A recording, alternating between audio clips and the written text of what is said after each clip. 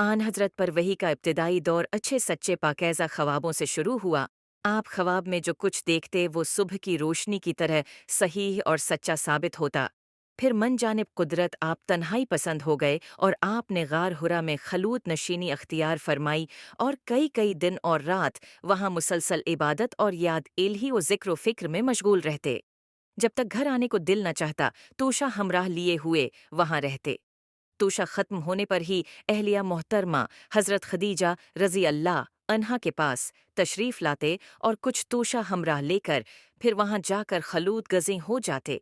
यही तरीक़ा जारी रहा यहाँ तक कि आप पर हक़ मुनकशिफ़ हो गया और आप गार हरा ही में क़याम पज़ीर थे कि अचानक हज़रत जबरील अलैहिस्सलाम आपके पास हाज़िर हुए और कहने लगे कि ए मोहम्मद पढ़ो। आप फरमाते हैं कि मैंने कहा कि मैं पढ़ना नहीं जानता। आप फरमाते हैं कि फ़रिश्ते ने मुझे पकड़कर इतने ज़ोर से भैंचा कि मेरी ताकत जवाब दे गई।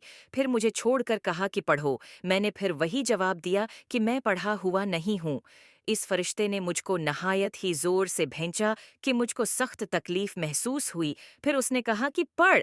मैंने कहा कि मैं पढ़ा हुआ नहीं हूँ।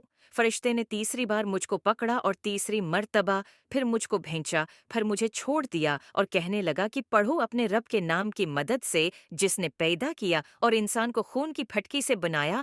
पढ़ो और आपका रब बहुत ही मेहरबानियां करने वाला है। बस यही आयतें आप हज़रत जबरील अलैहिस्सलाम से सुनकर इस हाल में गार हरा से वापस हुए कि आपका दिल इस अनोखे वाक़िया से कांप रहा था।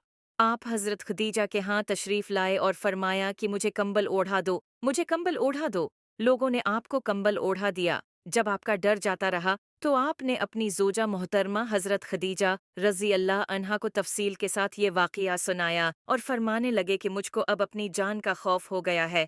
आपकी अहलिया मोहतरमा हज़रत खदीजा रज़ी अल्लाह अन्हा ने आपकी ढारिस बंधाई और कहा कि आपका ख़्याल सहीह नहीं है।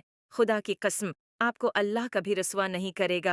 आप तो अखलाक फाजिला के मालिक हैं। आप तो कनबा पड़ौर हैं। बेकसों का बोझ अपने सर पर रख लेते हैं। मुफलिसों के लिए आप कमाते हैं। मेहमान नवाजी में आप बेमिसाल हैं और मुश्किल वक्त में आप अम्र हक का साथ देते हैं।